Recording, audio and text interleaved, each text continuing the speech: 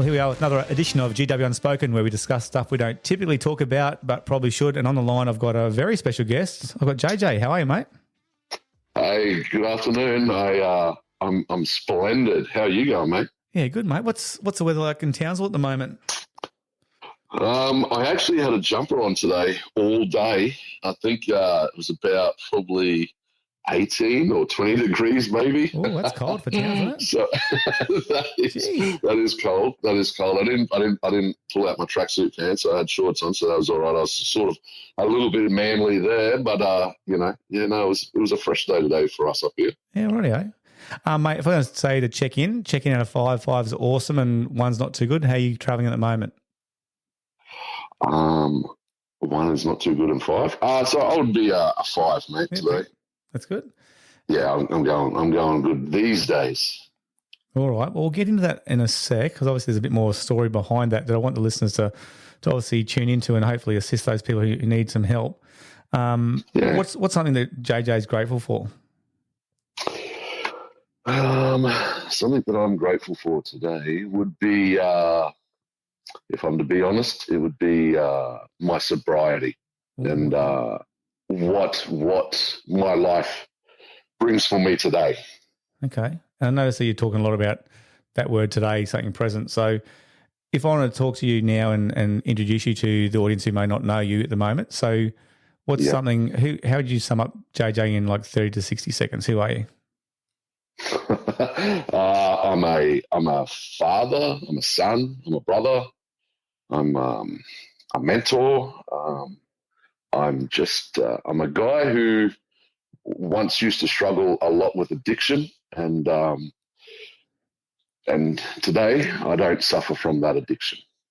Yeah, okay. Well, let's get into that in a moment. I want to talk about like how do we know each other? How do we cross paths, and why am I now hassling you for a podcast? Yeah, so I and definitely not a hassle. It's an honor to be here.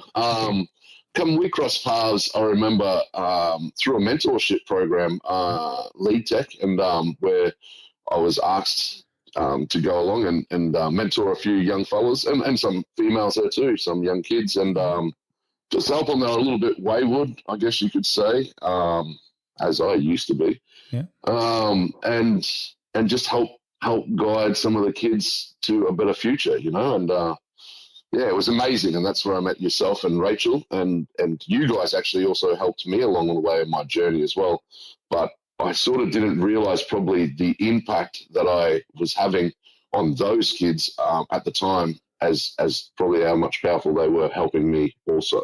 Yeah, right. And we knew that sport was a catalyst to get people into actually, improve their life skills. And yes, we're doing great coaching, and you obviously got a bit of a footy background up there in Townsville too, and it's a massive hub for footy now. And we loved coming to Townsville and just seeing you and how much mentorship you were giving those kids. And we actually employed like a few teachers around the place, but we just find that, you were just smashing it, and that real authentic relationships was getting those kids where they need to be. So, mate, we'll be forever grateful for what you did for the kids there, and also what you did for Leaguetek. It's huge. Kind words. 3 words. Now, look, let's get into it. I want to have a chat to you because, like, often we have every now and then we have a chat, or I see you talking to stuff, and I know you talk to Rach a bit too and helping her boy out, or our stepson out, Decky, a lot of time for him. Yeah. And I know he's gone up to see you in Townsville, but what's your role now? And can you talk to me about how did that role establish? What's happened? You said grateful now, things are better now. Let's go through JJ's bit of journey, if that's all right.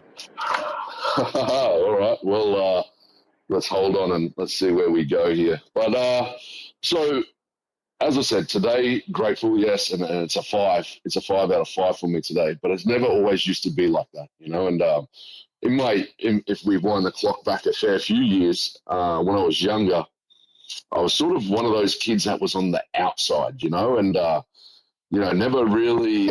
We were less fortunate with money and all that sort of stuff, and I guess many people are. Even people who are very wealthy will probably assume that they are less wealthy than themselves, and all these sort of things. So I used to always judge myself off other people's standards and achievements and all this sort of stuff. And I never really had much, and like I said, coming from a very low economical background, I compared myself often I didn't realize, but that was probably one of my biggest unfoldings and one of my biggest letdowns. But at the time, I didn't know this, And so, I grew up in quite an abusive, you could say, relationship with my father.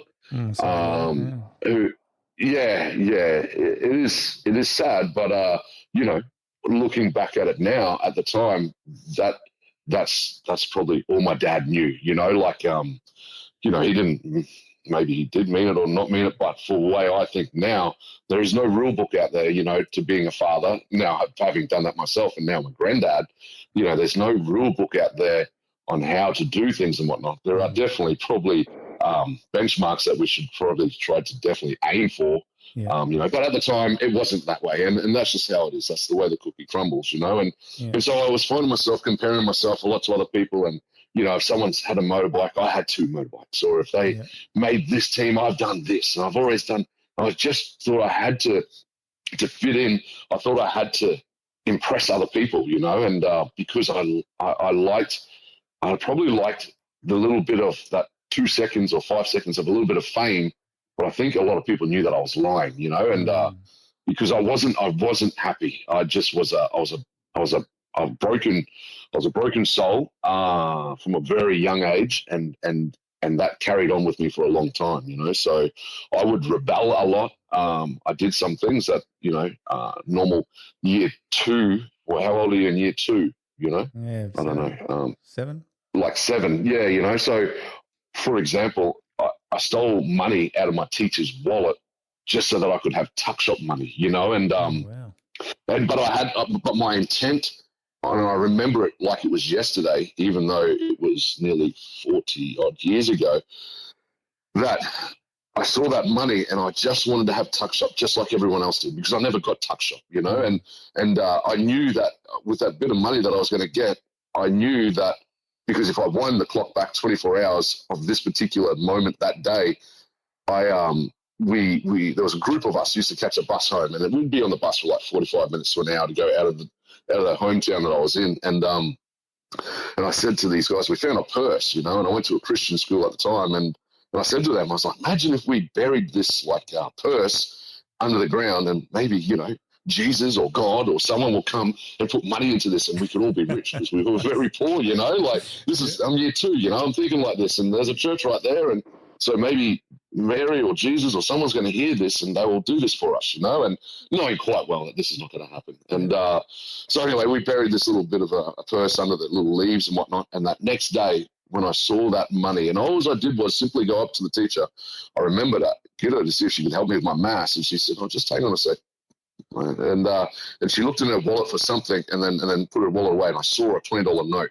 And back in those days, $20 note is massive. It's not much these days, probably to some people, but back in those days, when a pie cost 50 cents and a milk is like 70 cents, whatever, I don't know. And but I straight away I saw that money and I was just like, I can get tuck shop, and the change out of it I can put into that purse, and so everyone else will think that Jesus did come down or someone came down and put money into this purse, and we can all be happy and share the money amongst ourselves. My intent was never to keep it myself. It was to get the tuck shop and then go. And so I did this, and back in those days, we wore those little short, little stubby pants to school and had a little diamond pocket on the right-hand side of the pocket. And I've gone to the tuck shop, man, and I got my pie and pasty, maybe, and a sausage roll. I don't know. I probably heaps. And as I gave Tony, the pie man, the $20 note, I remember him saying to me, he's like, son, this is a lot of money. And I was like, yeah. And he knew my mum and dad, see? Yeah. He goes, it's very nice of them and all this. I was like, yeah, I got tuck shop today. Anyway, I sort of like, got it, and I rushed up to my school bag and to put some of the pie and that into my bag because I wanted to have it on the next break. And then as I was trying to because I had a lot of change, and as I was trying to put that into my little pocket, that teacher, she walked down and she saw it and she was like, you have a lot of money there, and JJ. And I was like, yeah, Yeah. Mum gave me tuck shop today. She's like, okay. Knowing quite, I didn't realize that she just looked in her wallet for that same $20 note and it wasn't there for her lunch, No. and sees me. So it was just the world, the stars couldn't line up any better, I was like, oh my God. Anyway, but I didn't think anything of it, just a young kid. So anyway, I got my pie and then I remember rushing down during the playground time, I went down to that purse. I put all that money in my little pocket into that purse and I buried it back under again. And then I went about my day and thinking, man, I can't wait for the bell to go, and then all these other kids there was about 5 or 6 of us that used to be the bus group, like we were the Kiri mob, and couldn't wait to see the happiness on their face and the smiles, because I could just make someone happy, because I always made people angry.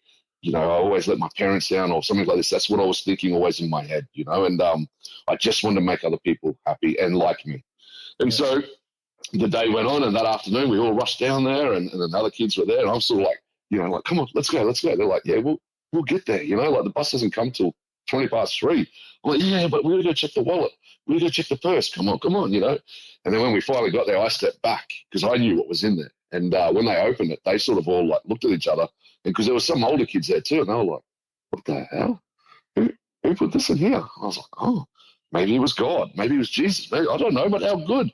Let's share that amongst ourselves, and all this sort of stuff. And anyway, so we did, but they sort of were a little bit curious. They were like, nah, this is not right, But I was like, no, this is good. Now I have some money as well, and you have some money.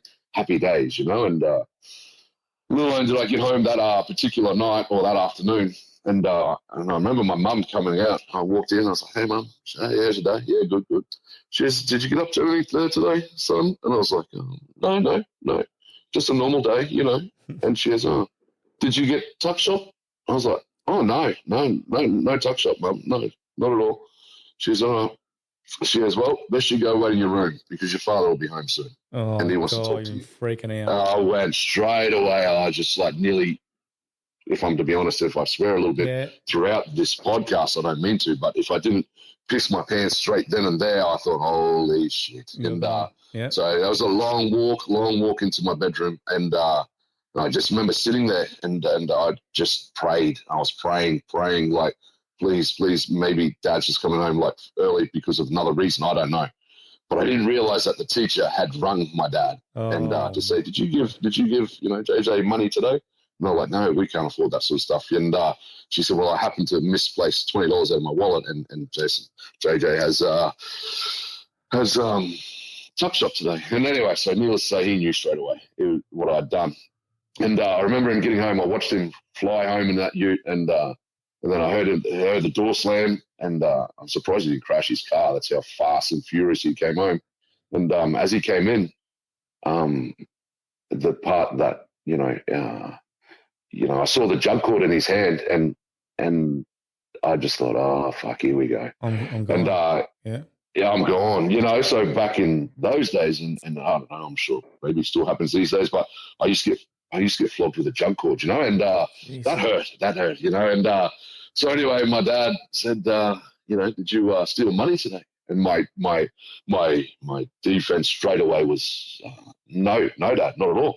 And then boom, grabbed my arm, and it was a flogging, and straight up, it was just straight up. And then this went on for probably half hour, 45 minutes to an hour, I don't know. And I even remember the lies that I would tell him, I was like, no, Dad, I was going across the monkey bars, and I looked down, and there was $20, because I couldn't bring myself to tell the truth. And I thought if I keep on telling some lies, maybe he might believe one of them, and stop getting a flogging. Just more floggings. And there was 3 in particular lies that I would say that I told him, I remember, and each time it just ended up in a flogging, and screaming, and there was blood everywhere, and I definitely had pissed my pants by this time, and it was just screaming. I just remember screaming so much, and then I remember my dad. He put the jug cord down on my bed, and he goes, righto, son. He goes, just tell me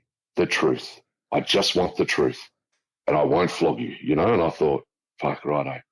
Well, I've got nothing else to lose. I already can't, And so I told the truth, and then it was just another more floggings, you know. And I thought, fuck me. So, you know, any kind of trust that I may have had was definitely well and truly gone now, you know. And like I said, I'm only like 7 years old at this time, and that still that haunted me, that particular thing. And then my actions, even though they were good, my actions were wrong for stealing the money, even though I wanted to for other reasons, you know. But no one would understand this, you know. They wouldn't understand this, and I didn't realize at the time as well. I must admit that, you know, I thought I was just trying to make everyone happy, you know. And so yeah, and we ended up going in to see that teacher that night. And not that I could sit down, I couldn't sit down for weeks. Though it was just raw. It was hectic. Yeah, it was raw. Yeah, it was so bad. I remember wearing tracksuit pants to school for a good month to if not 2 months, just because of the bruising and the welts and whatnot. I didn't want other people asking. And I remember I had to one day. We had to go swimming, and so I had to go in my you know, togs and whatnot. And people were asking me, they're like, "What the hell happened to the back of your legs, JJ?" And I was like, "Oh, I fell off a motorbike. I fell off my motorbike into an electric fence, and that's what they're all there for." You know, I was just making lies because I was so ashamed. Yeah. And you know, and so like I said, then that sort of went on it was a regular thing, you know. And I'm not saying that I stole $20 every day, but I would just, you know, it could be the littlest things that I may have done. And my dad at the time, he just he would see red and just take that on me, I guess. And so I carried that on for a long time. I carried that all the way through my teenage years, and I just knew that I had to get out of home. You know, I had to get away from home because home was so toxic. I just hated being home. If I could go to my aunties or uncles or cousins' place on holidays, you know, they would come and take me. I didn't realize, you know, like my grandma at the time and my aunties that would take me to protect me. They're telling me later on as I get older, like, yeah, we would take you to protect you so that your dad wouldn't flog you, you know, like, because back in those days, it sort of happened regularly out in the open as well, you know. I know it goes on still, not as bad, but it still goes on behind closed doors, you know, and that makes me sad, you know. But through that, you know, is why I probably have so much empathy for kids these days, you know, and I'd like to help them because there's so much hurt there and all the rest, and distrust and so all I knew at the time then as well, once I started getting older, you know, and I'd step up to my dad. I think it was only about 15 or 16. That's what I had enough, you know, because we would flog each other. Well, he would flog me. But then there came a day when, you know, it was on and I stood up to him and I was like, righto, let's go then, you know, and that's when he sort of stopped, you know, and but I knew I had to get out of there. So I what does one do who is full of anger and whatnot? You join the army. So I joined the army because I loved Army cadets. You know, I liked the comradeship. I liked because it's another family. You know, it was a family that sort of I thought at the time loved me, and they did. You know, and so that's what I was yearning for. Like that's what I was after. That's what my heart wanted, was just love. You know, and acceptance. And I thought, well, if I join acceptance, belonging, all of those, part of a tribe. You know, and so. Yeah, I just thought, well, Army's the best thing for me. And because, if I'm to be honest with you, Gary, the main reason why I joined the Defence Force was also because I get to hurt other people. Yeah, your turn. It's your turn now, isn't it? Yeah, it's my turn now to step up and be a man, is what I used to think, you know, and I get to hurt other people and kill or be killed, all these sort of things. And I just thought, you know, and I joined the Army when I was 17, as soon as I could, and then I went off to Army. Wow. Well, that's a massive trauma pass, though, isn't it? Like to hold all that stuff in and cop the floggings and know that, you know, you got that aggressive father and knowing that you're going to cop it. Like that must have been a fair bit of fear too.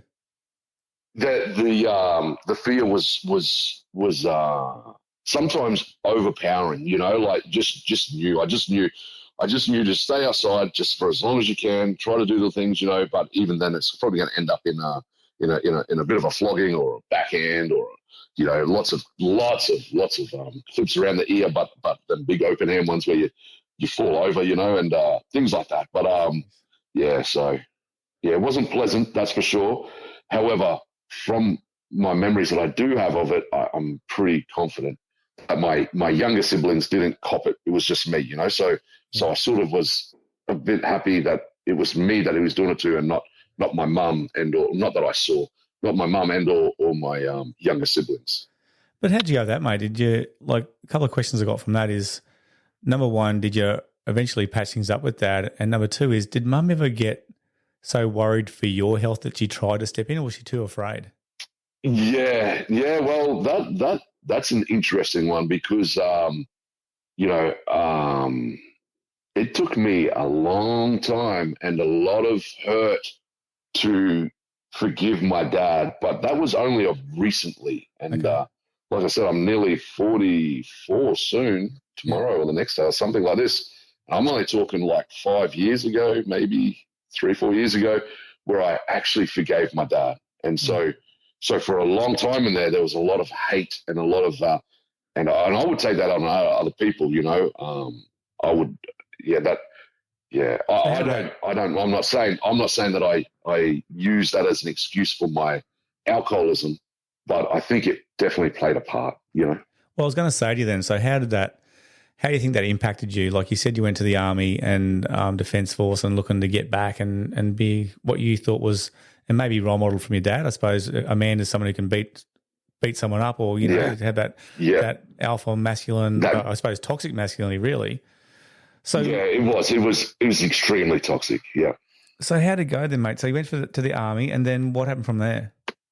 Yeah, so I joined the army and was very fortunate to get posted away and all this sort of stuff and join the army. I didn't get to do what I wanted to do. I joined the army thinking I was going to go to either, infantry, artillery, or engineers, and I got another particular corps where you're not, because those ones are sort of like you're in conflict a lot in those particular corps, and the corps that I went to, I wasn't in the conflict. I didn't know. I'm like, what is this, So for the first year in the army, I was in a different corps, RAOC it was called, and it is called, and I was in the QSOR and all this sort of stuff, and I thought, oh yeah, whatever, like, I'll just do what I had to do. And I remember one of my corporals, he just sort of said to me, just do a year and then corps transfer to the unit that you want, or to the corps that you want, and I didn't drink or nothing like this when I was younger, but I just know that when I did drink, I liked what it did to me. So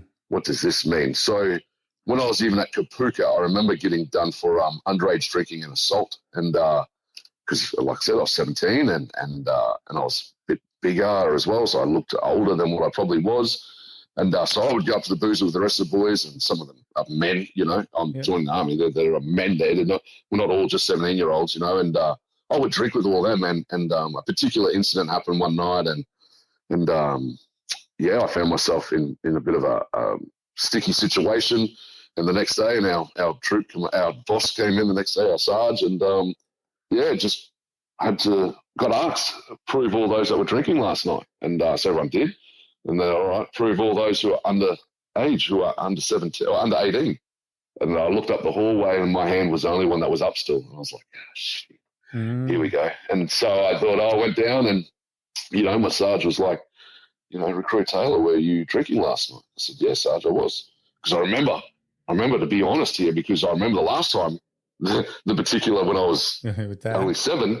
Well, to be honest, this is my time. Yeah. Yeah, that's right. So now it's time to be honest, because I'm a changed person now. Like, no one knows me. No one knows that I'm useless and all these sort of things. And just be honest, and so I was being honest. I said, yeah, I was that. And in particular, what I should mention, what I was getting done for was just helping another person to get into their bed. But as I did it, because I grabbed him around the shirt and around the groin area to throw him up onto his bed so he could go to sleep, because we were given a bit of free time, Yeah.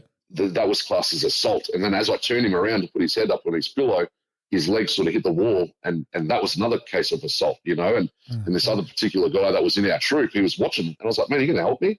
He's like, no, I'm not helping. And then he was one that, threw me under the bus the next day going, JJ, like, grabbed you and threw you up on your bed and then turned you around and all these sort of things. And so then he got me for assault there, and that's how I got done. And so anyway, my Sarge, second question, he asked me, were you drinking? Yeah, it was. Third and last time, recruit Taylor, I'm going to ask you again, were you drinking last night? And I was like, what the hell are you asking me this so many times for?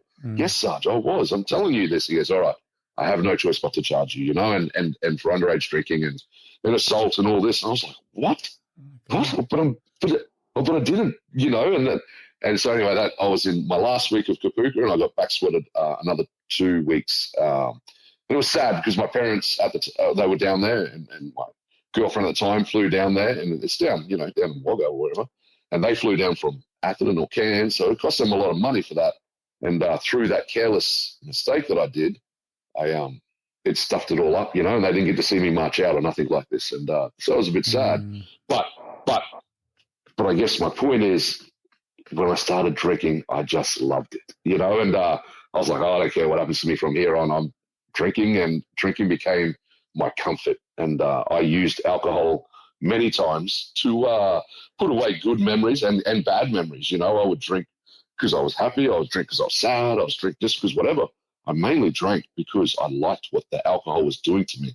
It took me away from myself. It took me away from my reality and put me into this fantasy land, and I wasn't aware sometimes of the things I was doing. And so for many years I was abusing alcohol for sure.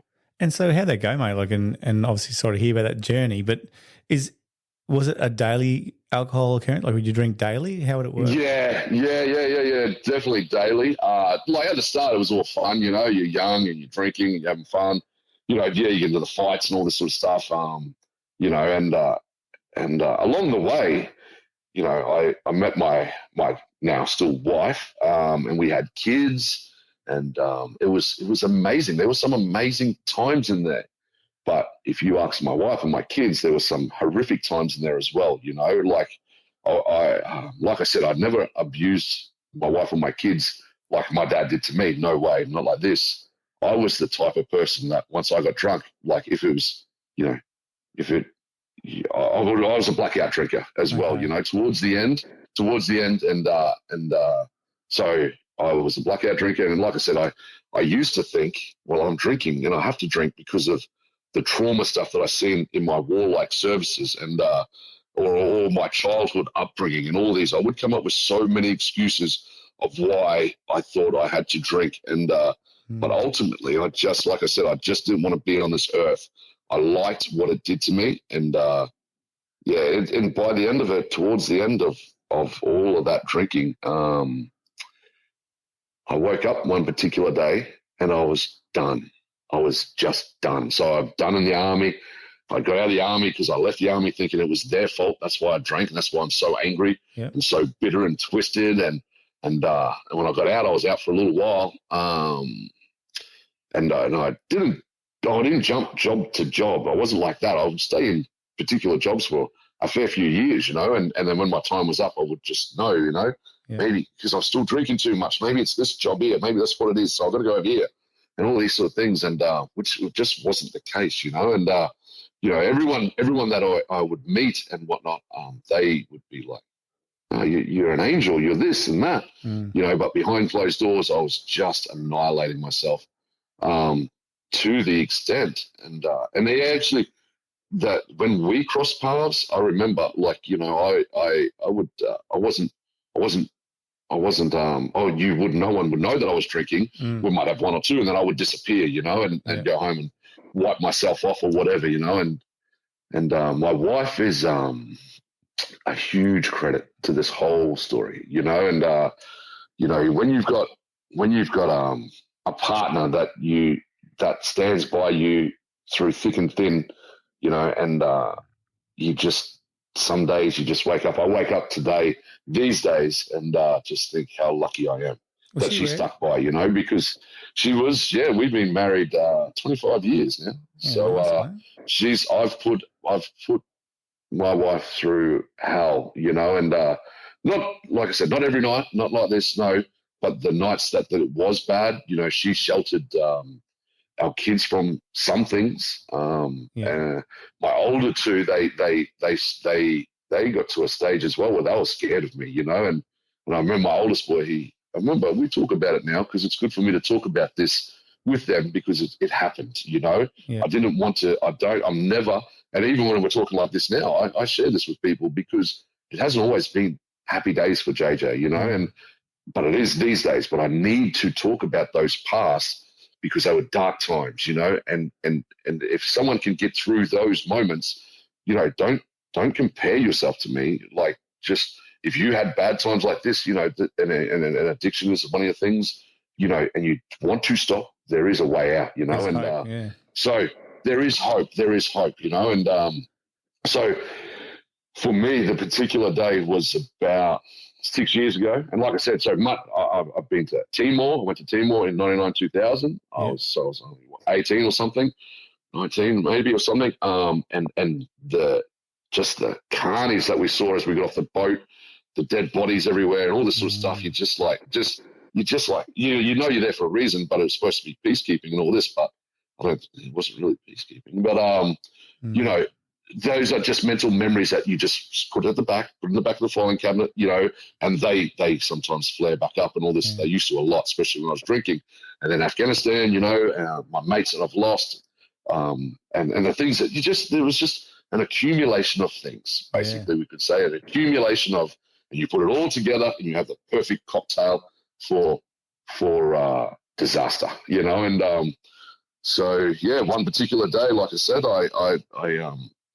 I told everyone that I'd stop drinking because, you know, they were like, man, when you drink, there's something happens to you. And they were right, but I would get offended sometimes, but then sometimes I didn't. I would just be like, oh, fuck, whatever, man. Yeah. I'll just go. And I started closet drinking basically towards the end of prior to me getting sober. I found myself like, and I had a major back issue. I think as I left Leaguetek is like just a little bit after that time, maybe it was in there somewhere.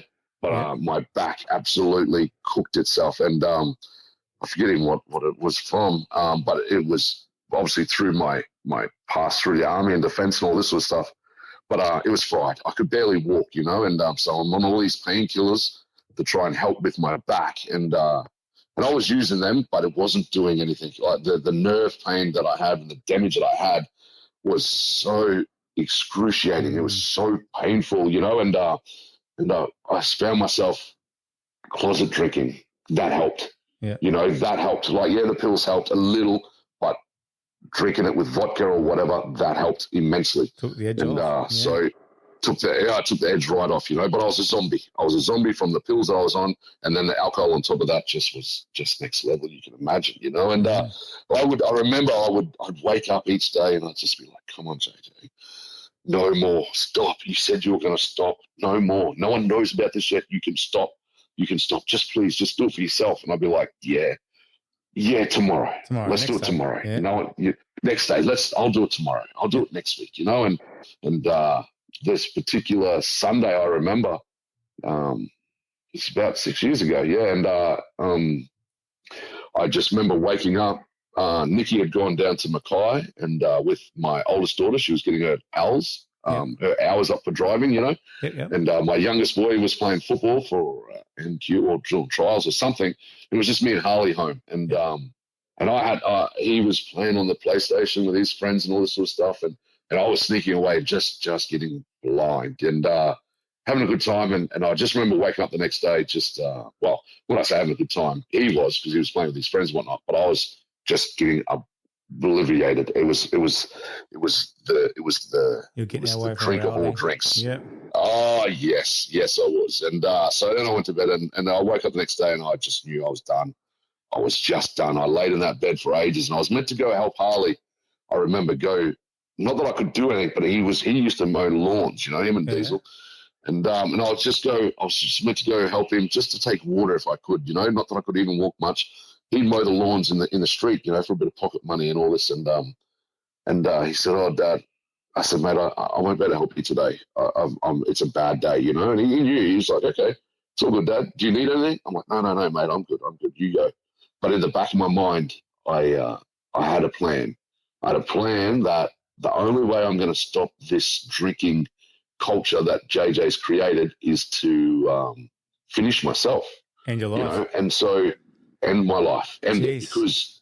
because I just couldn't do it anymore, you know, and it's powerful, you know, and I'm sorry if this upsets some people, you know, but I wasn't doing my thought process, I still remember, wasn't to be anything other than helpful to others. If I can just eliminate JJ, get rid of me off this earth, then there will be no more trouble for other people. There'll be no more fighting or causing hassles for my wife. She won't have to care for me anymore because she was caring for me a lot. My kids will feel safe, you know, because I just didn't want to be here. I couldn't do life without alcohol, but I couldn't do it with alcohol either. You know, that's the thing. Some people are able to drink. They're able to have one or two drinks and be happy, you know. Yeah. Not me though. You know, when I drank, it was all on, and I just didn't understand. I didn't understand why I couldn't stop at one or two, you know. And that particular day, I laid in bed and Harley went off, and I wrote. And I knew what I was going to do. Yeah. So I wrote a letter out for my wife and for my kids, and I left that under the pillow. Yeah. And I had my rope ready. I had a rope ready. I tied the noose. It was ready to go. Holy crap! My only drama was because I couldn't walk, so hungover, and my back was absolutely fingered. I couldn't lift the ladder to get it over to the mango tree. You know, I was like, "Fuck, how am I going to do this?" So you know, and then every time when I'd get the courage up to go, right, time to go, JJ. Like I'd get to go up, and then Harley would walk back in. I was like, what the hell? Holy crap. I said, hey, are you all good? And he's like, hey, Dan, do you need anything? I'm like, no, mate. No, I'm good, mate.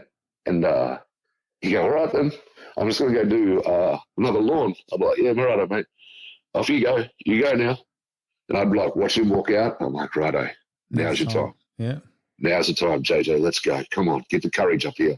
But I just couldn't walk, you know, and so that went on for a whole day, you know, and I remember him coming in 3 times when I sort of finally got the courage up to do it, and he just walked in, hey, Dad, you all good?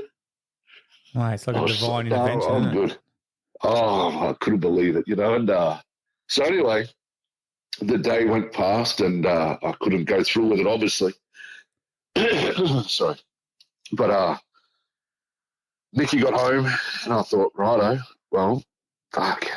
Well, I have to be honest here. I've got to tell her because I just couldn't do it anymore, you know. And so she like looked at me, and I remember Sasha was reversing my car up, my big cruiser up, and she nearly hit a pole. And oh man, I sort of laugh at it. But Nikki got out. She was so angry, like what the hell, you know, and all this. And Sash gets out, and she's upset because she nearly. Oh, it's just like, oh my god, what's happening right now, you know? And then I remember Nikki looking at me. She's like, so what the fuck's wrong with you? I was like, oh, yeah, we need to talk, you know? And she's like, what the hell? And so anyway, the kids went upstairs. They were like, you okay, Dad? I was like, yeah, I'm okay. You just go upstairs, you know? And I remember sitting on the bed, on the edge of the bed, and Nikki's looking at me. She's like, what's wrong? And I said, I've got a problem. And she goes, what? I said, I can't stop drinking. I can't. I've tried, and I can't. She's like, what do you mean? You haven't drunk for like, you know, a few months at least, whatever it was at the time, you know. And I said, I haven't though. I've been closet drinking because I can't fucking do life anymore, you know. And, and I said, I want to end it. I just want to end it, you know. And she just, I said, there's a ladder there. I was done, but I couldn't get the fucking ladder to the mango tree to do it, you know. And she's like, what the hell?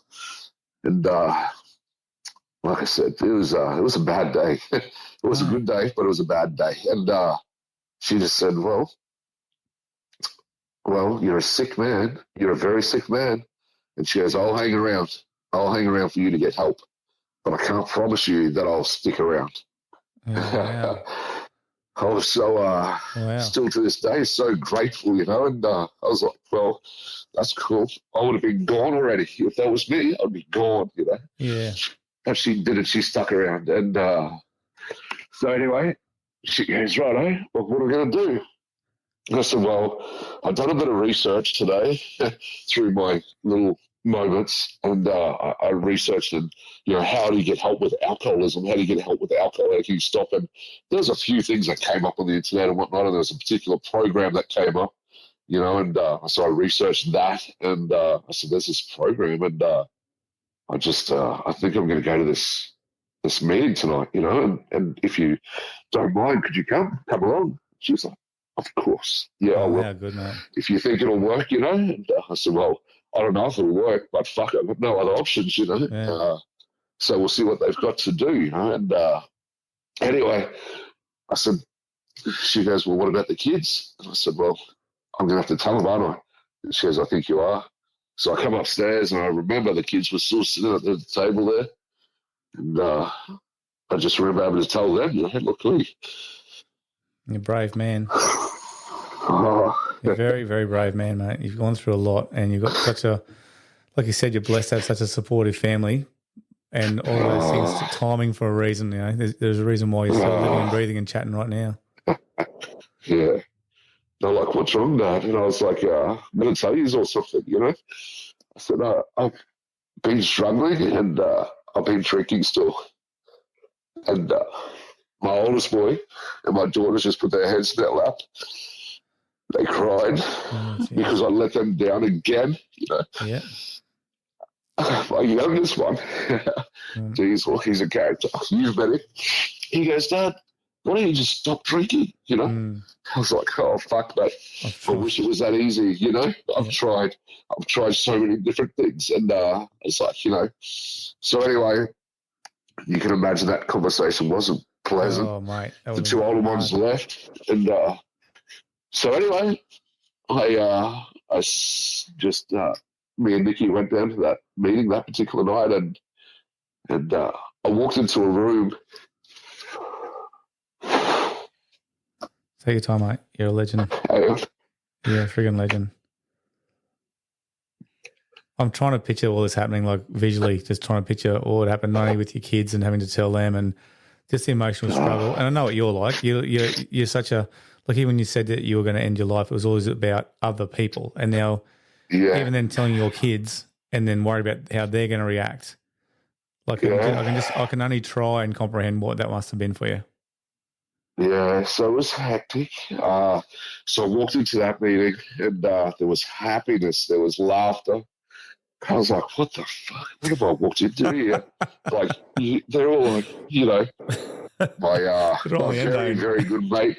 Yeah, my very good mate who is still to this day, you know, and we use the terminology like sponsor. He's my sponsor still. He's, you're a good mate? I was like, oh, yeah. I said, is this a place if you struggle with alcohol? Yes, yeah, mate. Here's all the drugs are in there, you know. Yeah. Go have fun. And I was like, what the hell? And, well, turned out to be the single best thing that I could have done was get my ass to that particular meeting, you know, and surround myself with like-minded people who also struggled, you know, and who had all these difficulties. And I walked out of there and I just knew something had changed. You know, in the one meeting. Well, just the one meeting, just that, but that day, you know, like I said, I laid in that bed. Yeah. I don't believe in like a particular God or, you know, if you looked at me, you would see that I'm probably not Christian or something like this. I don't know if they have a certain way that they look, but I prayed that day for something to help me to stop drinking and just to help me, just please just help me. Either end it or get over it, you know. And anyway, so it led me to threw it out to the universe, mate. Yeah. Threw it out, all right. I had no other option. It was the last house on the street. And to this day, I'm so grateful for the people that were in those rooms. They've guided me. They've shown me a way of life that, you know, is so bliss now. I take my hat off to my wife, my kids. You know, the love that we have for each other now is so genuine and so honest. You know, the conversations that we can have and hold without me even getting angry or whatever. You know, I still get angry if I kick my toe and all these sort of things. Yeah. But you know, if my oldest boy, if he walked through the door and he slammed it, you know, I'd be up in him, especially if I'd been drinking. You know, because I just didn't want him to be a failure like me. I'd be like, get back through that door and just walk through and don't slam it. All this sort of, you know, I was just a broken person. And so anyway, this program helped me and to clean up my past. And it wasn't that hard. It just wasn't that hard, but like I said, it's the people that were there. That was the critical moment for me. And I just reached out, because you were humble. It was like it was like an analogy that I use today. Like if you're falling out of the sky, you're trying to grab onto all these things. You're trying to grab onto all these things that try and help you to stop falling, But as you grab onto things, emotions and resentments and all these sort of things, it's making you heavier. So you're falling faster, And I sort of got shown how to let it go, let all that go, just to slow it down a little bit, and that's what I sort of did, and it was a bit of a process, I'm not going to lie, for the first few months and whatnot, but I just knew that something had happened. I still to this day couldn't tell you what it is, but JJ, something happened. Did you have a drink after that meeting? Like not at all. That was it. So since that was hang on, that, sorry, let me get this right. So you're saying that you went from almost ending your life to breaking down in front of your wife basically giving you an ultimatum and say, well, let's we're just going to crack on. Asking for support, she said yes. Telling your family, that massive emotional moment, to going to a meeting. Yeah. You were a alcoholic. Yep. Dependent Raging on alcohol. Dependent on it to have a good time, and then you were so bad that you I can't give up, but this is it. I'm going to end my life. To going to a meeting to no more alcohol. Yep. To no more alcohol. They just told me, mate, all you need to do is just for 24 hours not pick up a drink and come back to another meeting, and luckily for me, the very next meeting, the next night, is the same guy that I reached out to, the same guy that I walked past as I was walking into that meeting. He was there, and I just latched on because I wanted what he had. I didn't want to be like him. I just wanted what he had because he looked happy. He had, he didn't know no Armani suit or nothing on. He just had shorts, shirt, but he was happy with life. I'm just like, fuck, I just want to be happy. Like I just want that. I don't want the millions of dollars. I don't care for all this, and I still don't to this day. Yeah. I just want to be happy, and I didn't realize, but to be happy, you got to be happy in yourself. You have to. I learned that if I have $5, I can give $5 away. But if I don't have $5, I can't give that away, can I? No. So if I wanted to be happy, I had to first of all understand how to love myself, because I hated myself. Yeah. Every time I look in the mirror, I would see just this piece of shit, and that's what I would say to myself. And so I had huge resentments. I guess not just other people, my dad in particular, but myself. I hated myself. Well, you said the word shame here before, yeah. Oh, so much shame, and because I knew what I was doing, but not other people didn't, But that just makes it even worse, because you everyone at the end of the day has to look in the mirror eventually to go, and get honest with yourself. That was a hard thing for me to be honest, because I was like, nah, I know what the fuck happens when you be honest. It goes bad, and but I started to live honestly, and once I admitted that I had a problem with alcohol and all that, that was such a load off.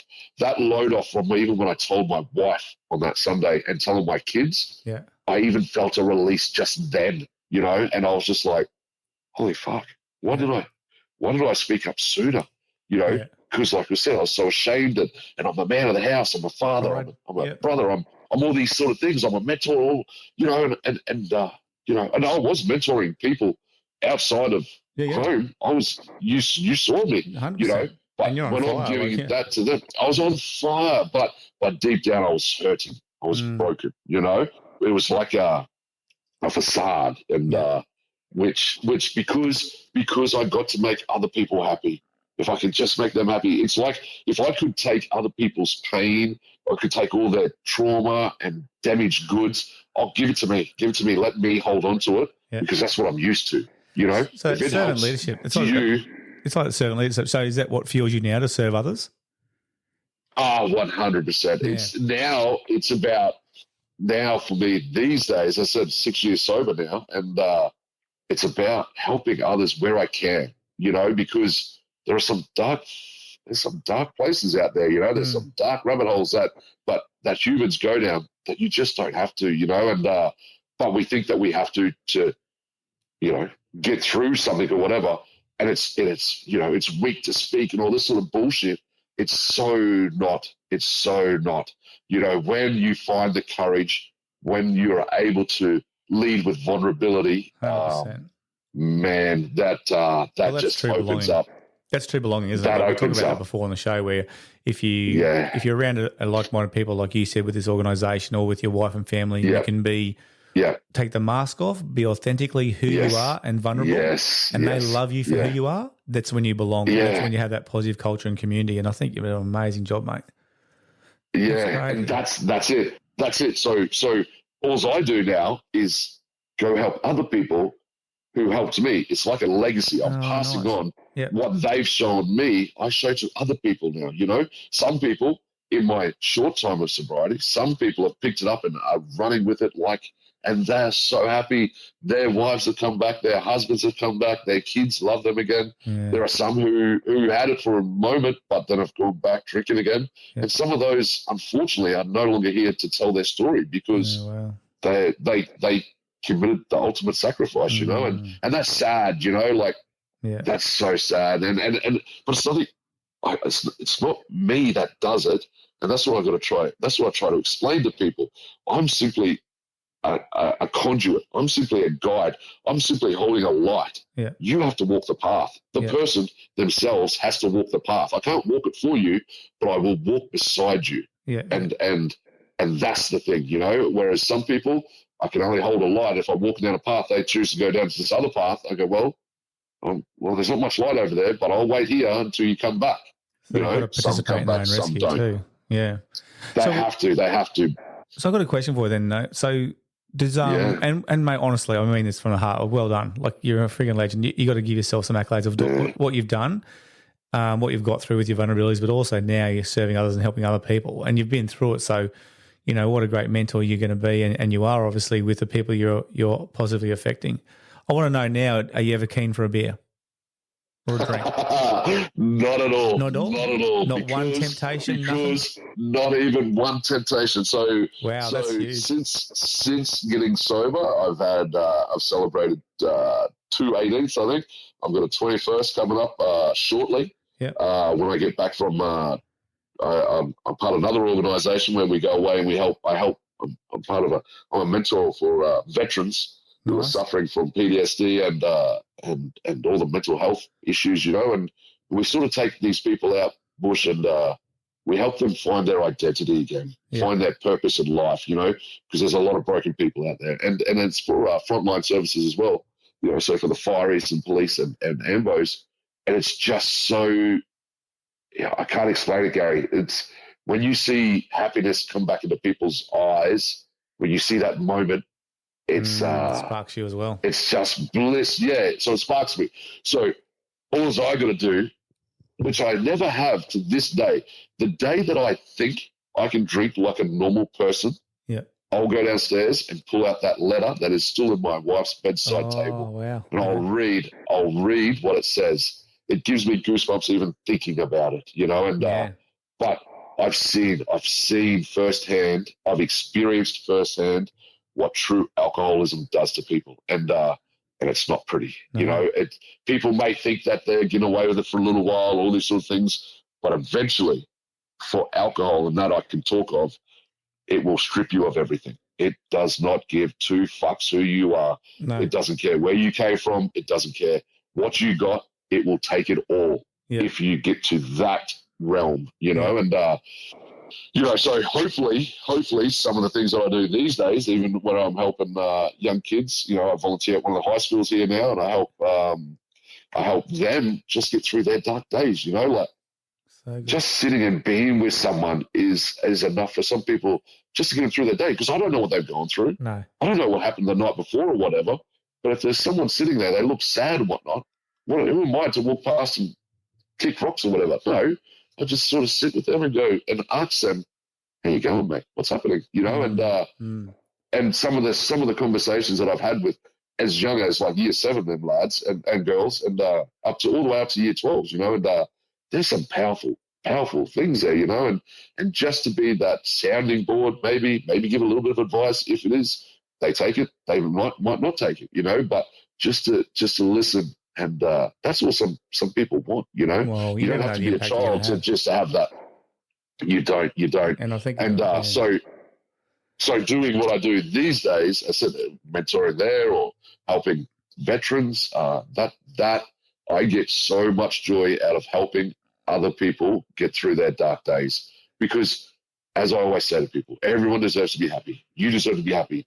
Rach deserves, everyone deserves to be happy. Yeah. So if I can just help that by a little bit of doing whatever it is that someone might need, happy days, you know, as long as you know, as long as it's within reasons, you know. And as for the drinking, like I said, a lot of people, they will be like, some people, they can't even imagine me drinking. They're like, man, the stories you tell me, I can't even imagine that you would have drank. I was like, you know what? Keep with that picture. Have that picture. Stay with that picture, because that is the better version. Yeah. So, because if I had have done what I was going to do, I would have killed the wrong JJ. You know, and the JJ the sober JJ that gets around, he's the one that he's the one making the influence, mate. He's the one actually going out now saving lives. So, you know, he's the one that gets to shine now. That's right. And I was going to ask you too, like, so typically the alcohol addiction used to dictate your day. So what's a typical day for JJ now? I heard you do some kind of crazy workout that my stepson got me to do and nearly died on the ground the other day at the gym. That was fun. I actually went there. That was only 10Ks on the ski. 10Ks on the ski. Workouts in between, yes. Yeah, and the workouts, mate, I actually had 2 hours sleep up on the mountain here at Mount Mee. I had a function. I came home and he said, yeah, we're going to gym to Savo, so do you have a couple of hours sleep or go now? I said, no, I'm going now because otherwise I'm not going to get back up. And I never have a sleep in a day, so I was absolutely cooked before I even started. And he's paid for me to go in for a local gym membership here, $20 a day. And he goes, yeah, right. And I'm thinking, I'm just going to go over here in a little machine weights and, you know, get 45 minutes free. He's like, let's go. I said, let's go. What? He goes, you're doing the JJ special with me. I said, that doesn't even sound good. And then of course we're both competitive. Oh, mate. I'm just mate, and it's about pushing ourselves, but I'm sure Declan would have explained, because at the start, and that's what I said to him. I remember I said, if I told you what we were going to do at the start, you wouldn't have done it, and your mind would have blocked it off to it, you know. But I'm going to show you how that you can push through something and get to the other end, and you're so grateful, so happy, you know. And he was, and that's why we sat there, you know. And so, but it's that's what I keep on reminding people. My body can do it. My body can do the 10Ks. But it's my mind. That's the powerful thing. That's the one that is what side is it going to turn on here? Well, we're going. This is so determined. And that's what I would just keep on doing it, you know? So, but, all right, mate. So what's a typical day for me? Typical day is, I was fortunate enough to, a little few years back, do 10 days silent meditation for Vipassana. So, I've continued on with that. That in itself was hectic, but 10 days of silent meditation. You know, I've never sat cross-legged for like more than 30 seconds, if that. You know, you see, I'm not a small man. You know, and so I went and did this Vipassana, and I got so much out of it. It was amazing. But so after that, and you don't have to do this, but after that, I found myself every day since then. I get up at 3:45. I'll sit for an hour and I meditate, just silent meditation. Wow. Then I'll go hop in my pool for about 5 minutes or so, look up at the stars, see if I can count some stars or just look for shooting stars. I don't know. Hop in the spa bath, then hop back in the pool, and then I'll go to the gym. And then I try to get home before my wife will wake up, make her coffee or make her breakfast, and the kids as well if they want. Maybe make sourdough. I love making traditional sourdough these days. Nice. And then I'll go off onto my day. Certain days I have free, and I just play it by ear. Maybe I have doctor's appointments in there that I might have to go and attend. But other days I'm being of service. So there's a few people now that I help through the program, and so they might come around to my house and we'll have cups of tea or whatever, and I'll take them through the program and we talk and yarn. But then on other days, I volunteer on Thursdays and Fridays, as I said, at a very large school up here. I just go and help kids, you know, and I get great satisfaction out of that. because they get to see, I don't know, a big burly man, tattoos, beard, look like some kind of, like, I don't know, Viking or something. Grizzly or Adams, Viking I love it. I don't know. Yeah, something like this. At least you can but grow then one, mate. That's good. Side. Yeah. I'm trying to grow one. I'm trying. But it's just all about being of service, I guess, is at the end of the day, whether it is just making a cup of tea for my wife or coffee for my wife or sandwiches or whatever, or just sitting on the couch for 4 hours with someone, just listening to their story and helping them get through their dark times, and then preparing, getting ready. So there's a few other organisations that I help as well, and they keep me busy. So that's for sure. Yeah, good on you, mate.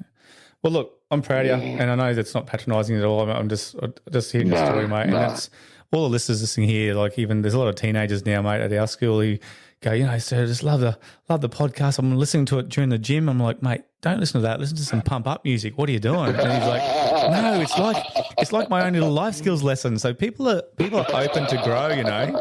People are actually open to grow this stuff. How good. And I think that's so hearing good. this story, mate, is going to be a massive turning point for a lot of them, and so proud of you, mate, and also your loving family. I've met them a couple of times, and just so much time for you guys. But look, before you do go, I do have to ask you a couple of serious questions, if that's all right. Okay, let's go. See, hopefully I can give you a good answer. Well, it's up to you now. We're going to play a little word association game to get you a little lighthearted here. So I'm going to give you a word, and you have to say the first thing that comes in your mind. Oh dear. Are you ready for this? This is why I like not giving people the questions first up. This was a very quick segue into something that was completely off topic, wasn't it? Here we go. Ready? The winter season. Snow. Sleep. My warm bed. Sport. NRL football. North Queensland Cowboys.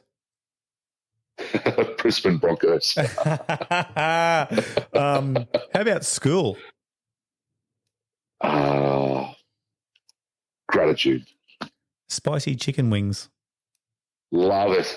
Give me chili. Give me the hottest chili you can. I had to say, because last time I saw you offering this chili that you bought at the coffee shop we met you down here at Brizzy. Love them. A little side note onto that. There's a particular chili I ended up buying from Melbourne when we were down there recently, and it's called the Scorpion on steroids. Oh my gosh, that doesn't see one again. Yeah. I've heard JJ special, now Scorpion on steroids. I don't like any of these things. It's danger. It's a rating of 25 out of 10, so it's pretty good. All right, first word that comes to your mind. Sorry. No, ready? Alcohol. Freedom. Okay, rightio. All right, let's go through some favourites for JJ. Favourite food. Steak and chips. Favourite movie? A Star Is Born. Oh, stop it. Rachel and I've seen that 9 times. Yeah, I love it. We actually went. You're a bit of a softie like me deep down, aren't you? You're a bit of a softie deep down. That. Yeah. She took me to a movie. I'm so grateful that I didn't go as far as he did, but and many people do. Yeah, well, she took me to a movie one time. I think it was probably our 5th time we watched that movie, like a 9 o'clock edition, and there was no one in the cinema except for us. Yeah, so crying. I could cry so no one could actually hear me. Except I still get a tear up because it's very close to home. Oh, man. All right. Well, what's your favourite drink now? Chai latte. Oh, okay. On almond milk. Okay. Right. I'm going to withdraw the question, Your Honour. And if you're people who listen to this show, maybe you should put a photo up of me or something. Yes. They'll be like, "What, this guy? Chai latte on almond milk."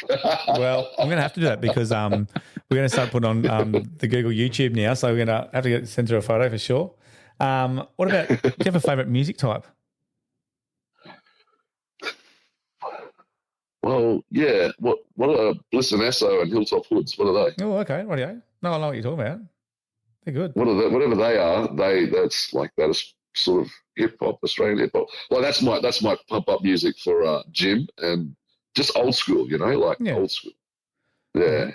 What's your favourite trait in a person? Honesty. Mm-hmm. Favourite type of pet? It's a mix up there. It's a Rhodesian Ridgeback or it's a lion. So it's a pet. I can't have a lion as a pet, I guess. So Rhodesian Ridgeback. Okay. Dog. Yep. Are you a morning or a night person? Morning. Okay. These days.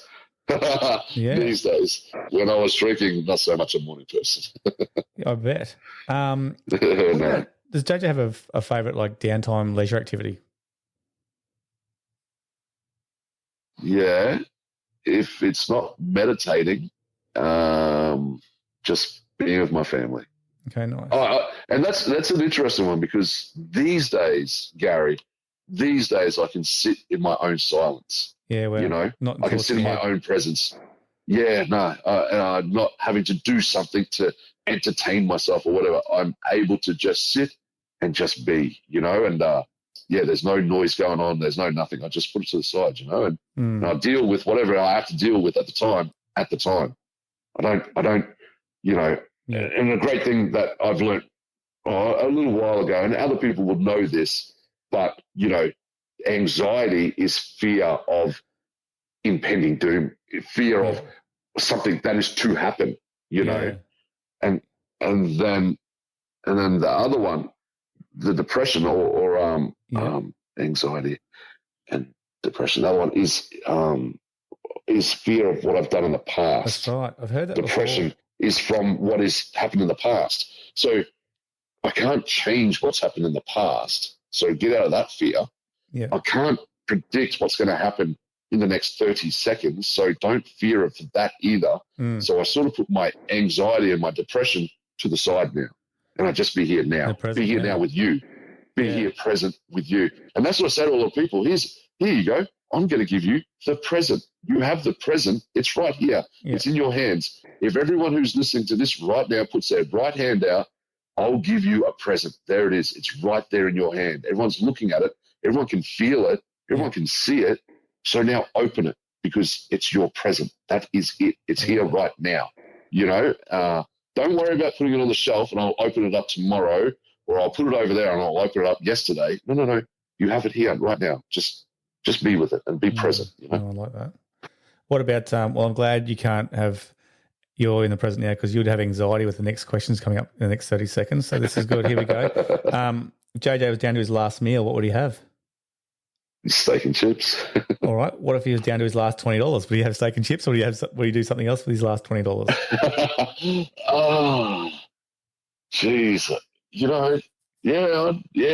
Just maybe the Italian Subway, pizza Subway, whatever it is. Yeah, that's good. I think they're $7.50, so I can buy two. Nice. And get some cookies and share it with other people. All right, we've got two more questions for you. Ready? What if you had now deposit in your bank $10 million cash? What are you doing with the money? Probably donate a lot of it. I'd make sure that, my kids and, family are set up, but not too much where they still have to work, I'd probably put it in a big term deposit, and they have to go and do 2 courses of Vipassana before they can have it. That would that's going to test them. But it's interesting. Someone here's a question. Someone asked me the other day. They said, "So JJ, if I gave you $1 million, but for you to have that $1 million, you have to drink a bottle of rum." I said, "Well, you keep the $1 million, and you can keep the bottle of rum." My son actually asked me. He goes, "But why?" I said, "Because I know that if I know what will happen if I drank that bottle of rum." So that's what it was. He said it was not $1 million. It was, if you were to die tomorrow, would you have a drink today? I said, no. Why? I said, because if I'm going to die tomorrow, I might not. But if I drink that bottle of rum today, I know I will die tomorrow. Yeah, and you turn to that old JJ and you stop. The addiction will just be straight back there. Yeah. I'm fully aware that the moment, because I experienced it and I tried it, I know that if I put any kind of alcohol into my system, what will happen to me? I'm not saying that happens to everyone else. I've seen it happen to everyone else, but I know what will happen to me. So I go, no, thank you. So as for the 10 million, I'd probably buy a bloody 200 Series Land Cruiser or something. But I'd still wear my Crocs, wear my shitty shirts, my footy shorts, nice, and go volunteer, because that's where it's at. Legend. All right, last one. Always had to have all the good answers, don't you? Here comes the last one. Ready? What about if you are stuck on a deserted island and you can only take 3 people? Who are you taking and why? That's full on. I can just feel your brain ticking. Yeah. Well, I would take my wife because she keeps me grounded. Yeah. And 2 others. Oh man, I've got 3 kids there, so they'll all have to stay home because I can't choose that. So maybe, maybe Darren Lockyer. Oh yeah. He's an idol of mine. Yeah, he's my idol from many years back. And who else? Oh, you know who I think is pretty cool? Pink. Oh, Pink. Yeah. Yeah. I'll take those 3. There you go. And she's a great singer. She is a great entertainer. There you go. That's a bit of, at least a bit of lightheartedness if you're going to not make it, So, yeah. Well, that's the thing. That's what I was saying to another fellow just before. I said, how is this thing called life? How is it? As soon as you're born, welcome to the world. Just so you know, you're already dying. You're like, what's that? Mate, we're starting to know when. You don't know when, but just so you know. So you better make the most of it now, So you're like, yeah, true. Get out there and live life. Don't let life live you, Mate, I was just trying to make this a bit lighthearted before we finished off, but that's okay. That is. That's what I'm saying to people. Like, live your life, and that's right. Live it. That's what I'm saying, Like, don't live in fear. Fuck fear. Yeah, that's right. I like that. You should do a little sticker with that, mate. I like that one. Hey, mate, is there anything else that we haven't sort of covered that you want to say or mention or anything? No, look, as I said, if this has rocked a few people and or it's hit home for some people and all this sort of stuff, that's not my intent. That's for sure. Yeah. My intent is just to shine a light on a path that is filling up with many, many people, and an addiction. It's not pleasant for either parties or any parties involved, whether you're the sufferer or the suffering, or the person who's just associated, But just know there is help out there. Get in contact with me. Get in contact with you, who then you can give them my number, and I can help them, and that's what I do. And I'm not going to say I can save the world, but I'll tell you what, if I can save one person out of this podcast from committing the ultimate sacrifice, well then happy days, So yeah, it's not designed to make me look good either. It's not about that either. No, it's just saying here, this person here has been through this. There is a way out, and so if it helps people, that's what it is, And if people can get to it at a younger age, like get the help at a younger age, don't wait till you get old like me. Like, man, and I'm seeing that, I'm seeing that these days, which is great. There's a lot of people coming into our rooms that are younger and they're just seeing it, and they don't have to go to that end of the street. They can get off before that. And when they hang around like-minded people like myself and other people that I help, you see happiness come back, So when it comes to addiction, it is serious and there is help out there, but the people have to want to do it themselves, I've had many people ring me and go, JJ, can you please help my wife or my husband or my dad or whatever? I said, well, you get them to ring me.